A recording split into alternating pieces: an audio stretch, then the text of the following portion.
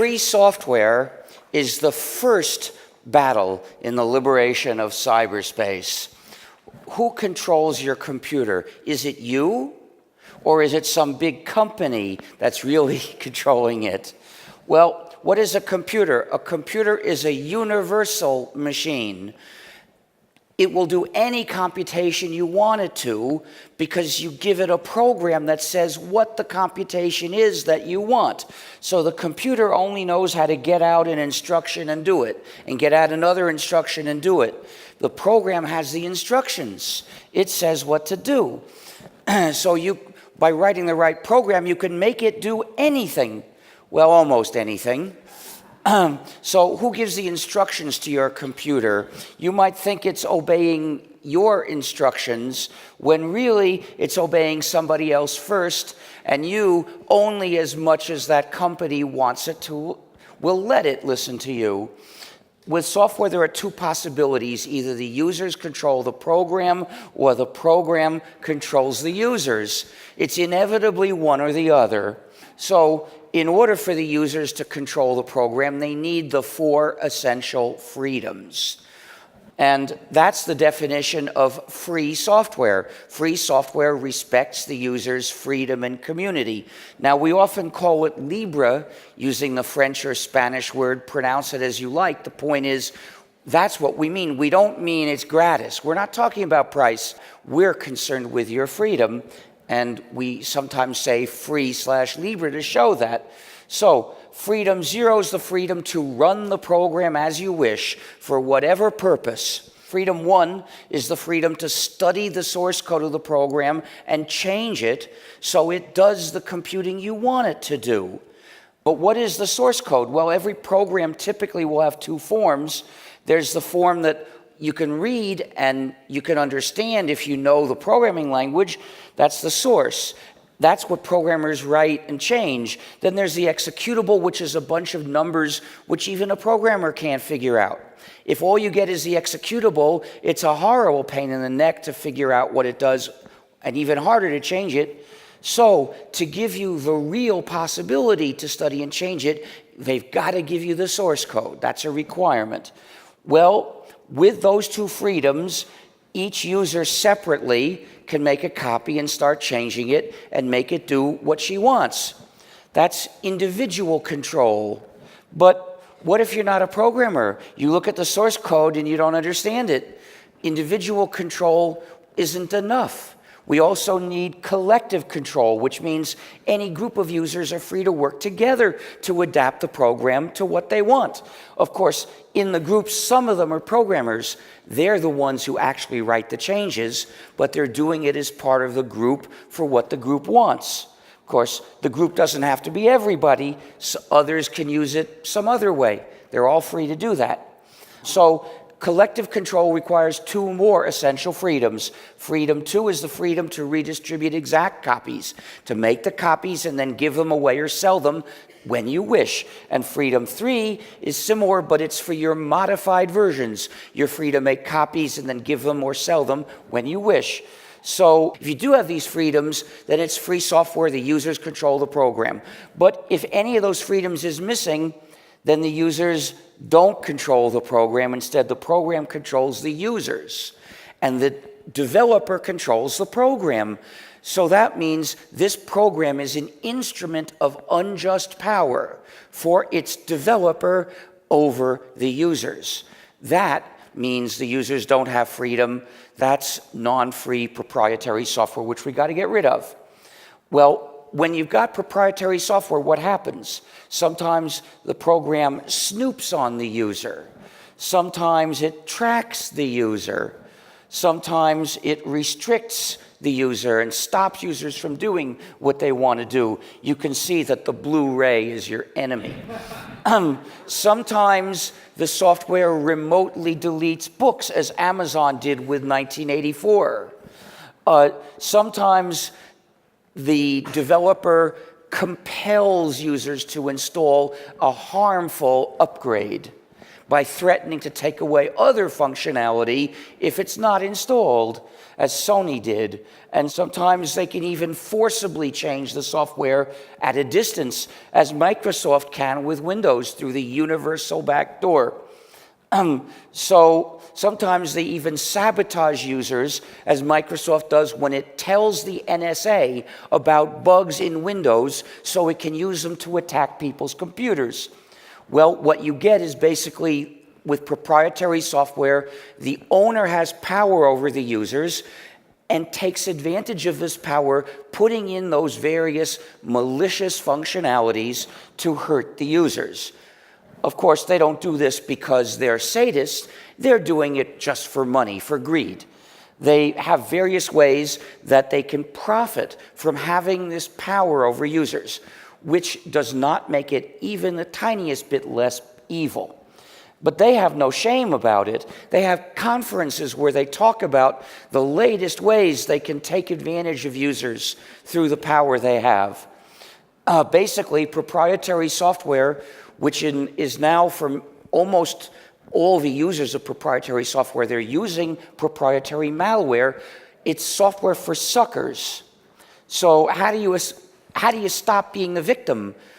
Formerly, you had to stop using computers, but not anymore. Now you can come join us in the free world that we've built.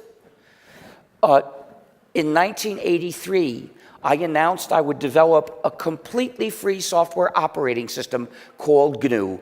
In 1992, we had it almost finished, but one piece was missing, the kernel. Linus Torvalds in that year freed his kernel Linux, which filled the last gap and gave us the first complete system you could run on a PC, GNU plus Linux.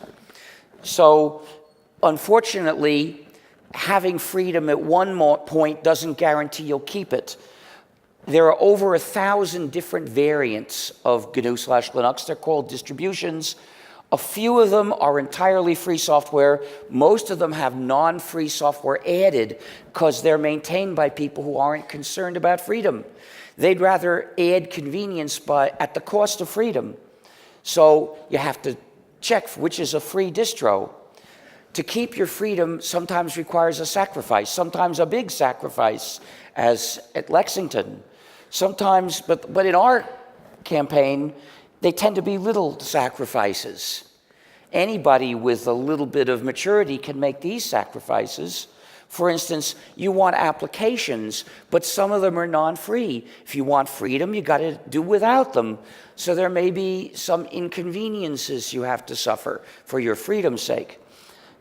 Then many websites send non-free programs written in JavaScript to the user's browser.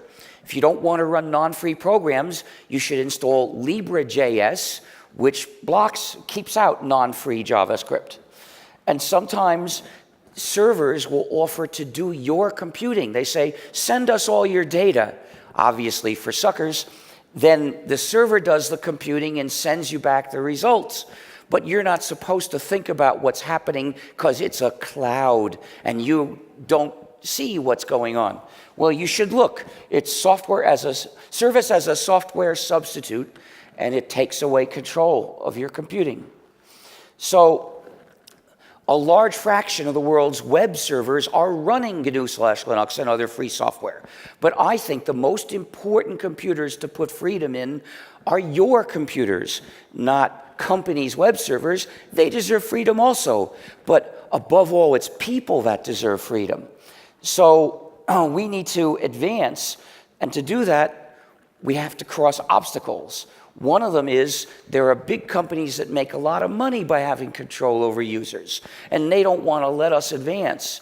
We have to overcome their opposition. Another is that the mainstream media don't talk about free software. They have a term that they use to bury these ethical issues. They say open source instead. Now, it talks about more or less the same programs, but with different ideas, where free software activists say, this is a matter of right and wrong. Users deserve freedom. We demand freedom. The people who say open source, they don't want to say that. So instead they say, let the users change the software and redistribute it, and they'll make the code better. they'll fix some bugs. It may be true, but it's a less important issue. If we want to keep our freedom, we've got to talk about freedom. So say free software, and you're helping us every time. Another obstacle is that lots of schools teach non-free software, which is basically like teaching the kids to smoke tobacco. It's implanting dependence, which is the opposite of what schools should do. A school should prepare citizens to live in a strong, capable, independent, cooperating, and free society, which means teaching free software in the school. But there's another reason to do that for education. Some kids want to become programmers. They're curious. They want to know how the programs work. Well, the one who's studying a free software can understand it. The one who's studying a non-free program can't learn anything because the knowledge in the non-free program is withheld, denied to the students. So to uphold the spirit of education, the school should make sure its programs are free. But there's an even more important reason.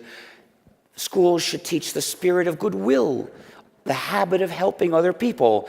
So the class should say, if you bring a program to class, just as if you bring cookies to class, you've got to share it with everyone else. Can't keep it to yourself. You've got to share the source code so other people can learn. So don't bring any proprietary software to this class. The school has to set a good example by following its own rule. It should bring only free software to class, except as a reverse engineering exercise. Another obstacle is there's hardware we don't know how to write free software for because they won't tell us how to use the hardware. That's shocking. They want to sell you the product and they won't tell you how to use it. They say, here's a non-free program you can use, run it and shut up. Don't bother us. Well, how do we find out how to run that hardware? With reverse engineering, you've got to study all those zeros and ones to figure out what they really do and write down how to use that hardware so someone else can write the free program to do it. It's hard work, but it can be done. If you want to make a big technical contribution, that's what you should do. Each new area, activity of life can bring with it new human rights that are necessary. And the human rights depend on each other. If you lose one, it becomes harder to maintain the others. So nowadays, computing is so important in society that the freedoms of free software are among the human rights that society must establish and protect. Thus, how to help? Well, you can write free software. You can organize groups to campaign and persuade schools and governments to move to free software. You can help other people when they have trouble using free software or help them install it. You can say free software and spread the philosophical ideas. Moving to free software is the first step in the liberation of cyberspace, but of course we also use the internet. We need other freedoms there, like network neutrality and putting an end to surveillance of people in general.